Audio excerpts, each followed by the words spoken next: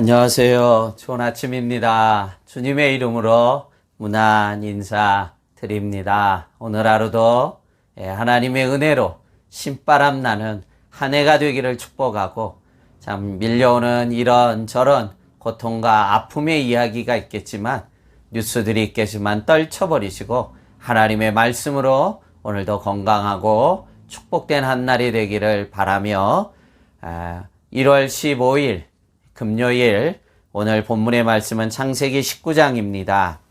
12절에서 16절까지의 말씀 제가 읽겠습니다. 그 사람들이 롯에게 이르되 이 외에 내게 속한 자가 또 있느냐? 내 사위나 자녀나 성중에 내게 속한 자들을 다 성 밖으로 이끌어내라. 그들에 대한 부르짖음이 여호와 앞에 크므로 여호와께서 이곳을 멸하시려고 우리를 보내셨나니 우리가 멸하리라. 롯이 나가서 그 딸들과 결혼한 사이들에게 말하여 이르기를 여호와께서 이 성을 멸하실 터이는 너희는 일어나 이곳에서 떠나라 하되 그의 사위들은 농담으로 여겼더라. 동틀 때에 천사가 롯을 재촉하여 이르되 일어나 여기 있는 내 아내와 두 딸을 이끌어내라. 이 성의 죄악 중에 함께 멸망할까 하노라. 그러나 롯이 지체함에 그 사람들이 롯의 손과 그 아내의 손과 두 딸의 손을 잡아 인도하여 성 밖에 두니 여호와께서 그에게 자비를 더 하심이었더라. 아멘. 아멘. 우리가 잘 아는 소돔과 고모라 성이 유황불로 심판당하게 되는 사건입니다. 참 얼마나 타락했던지, 그 당시 동성애가 버젓이 성행하고 있었던 극도로 성적으로 타락한 두 도시를 하나님께서 심판하고 유황불로 진멸하고 멸망시키고 맙니다. 그 가운데 중요한 것은 그 가운데 신앙을 가진 이 롯의 일가족을 구원해내시는 하나님의 은혜를 우리가 놓치지 말아야 됩니다. 심판 가운데 구원해내시는 이 은혜를 우리가 꼭 기억해야 됩니다. 그래서 본문의 말씀은 말세지 말의 마지막 때를 살아가는 믿음의 성도들에게 참으로 큰 위로가 되는 말씀이 아닐 수가 없습니다. 오늘 본문에도 나와 있는 것처럼 가장 참 마음이 안타까운 것은 바로 사위들입니다. 천사의 임박한 심판을 장인이 사위들에게 전달하며 떠나가라고 권면하지만 사위들은 어떻게 반응합니까? 14절 말씀입니다.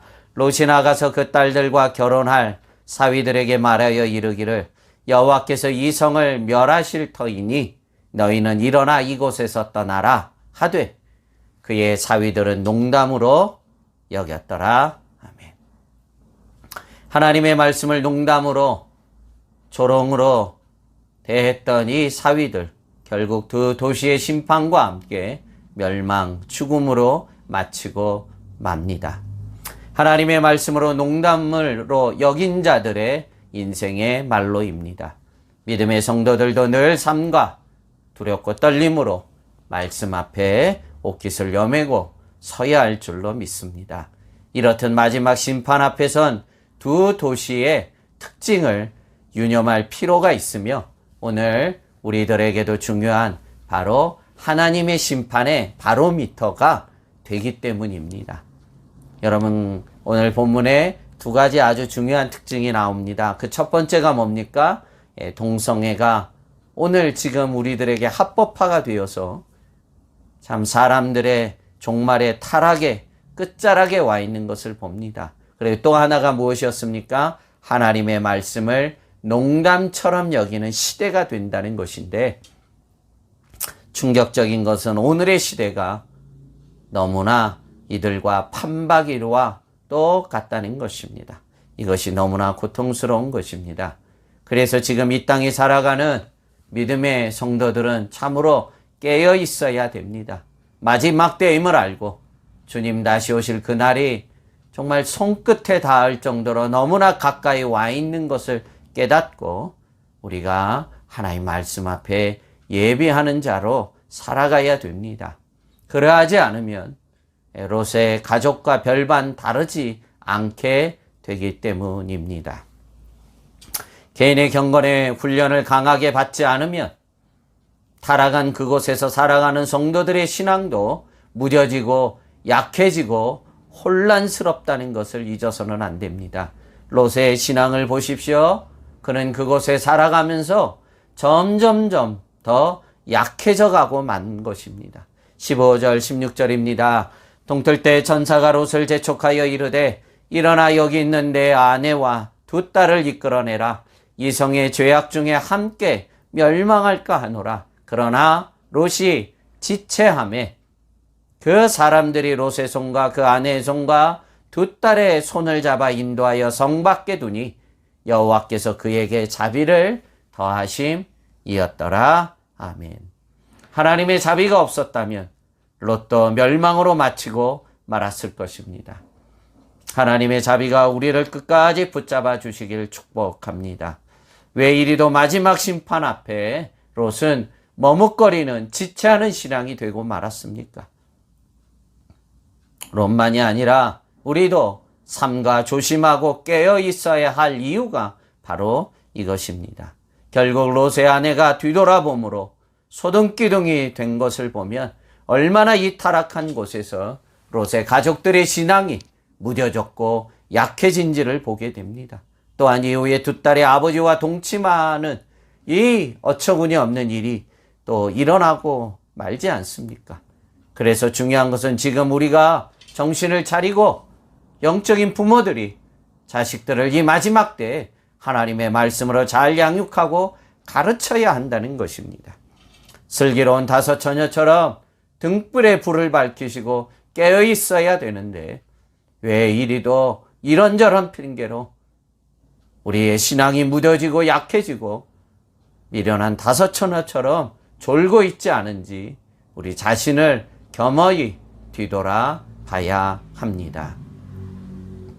영적으로 매일 새벽 말씀 앞에 깨어있는 모든 성도님들이 되어지기를 축복하고 특별히 부모들이여 이 마지막 때의 자식들을 영적으로 깨워야 될 줄로 믿습니다. 마지막 때 영적으로 깨어있는 자식들이 되도록 여러분 힘쓰셔서 우리 세대보다 더 어려운 시대를 살아가야 되는 우리의 자식들이 마지막 때 참 하나님 앞에 그 영광 가운데 믿음직하게 살아가는 귀한 자녀들이요 여러분의 귀한 가정 후손들이 되기를 이 아침에 축복합니다. 기도하겠습니다. 하나님 아버지, 심판의 바로미터를 다시 한번 보게 됩니다. 소돔과 고모라가 멸망했던 특별히 두 가지의 큰 요소를 다시 한번 깨닫습니다. 하나님, 참 하나님께서 금하신 것들을 또한 우리도 금하는 종들이 되게 해 주시옵시고 마지막 때는 하나님의 말씀을 농담처럼 여긴다고 하는데 참으로 믿음의 성도들이 새벽마다 하나님의 말씀을 붙잡고 살아가므로 이 마지막 때에도 하나님의 복 가운데 살아가는 귀한 가정이 되게 하시고 특별히 마지막 세대를 더 어려운 시대를 살아가야 되는 우리의 자녀들을 긍휼히 여겨 주셔서 참 깨어있는 가정들이요 마지막 때 자녀들을 믿음으로 양육하는 귀한 가정들 되어서 마지막 때 하나님의 다함이 없는 복 가운데 서가는 귀한 가문 그 후손들이 되도록 하나님 인도해 주옵소서.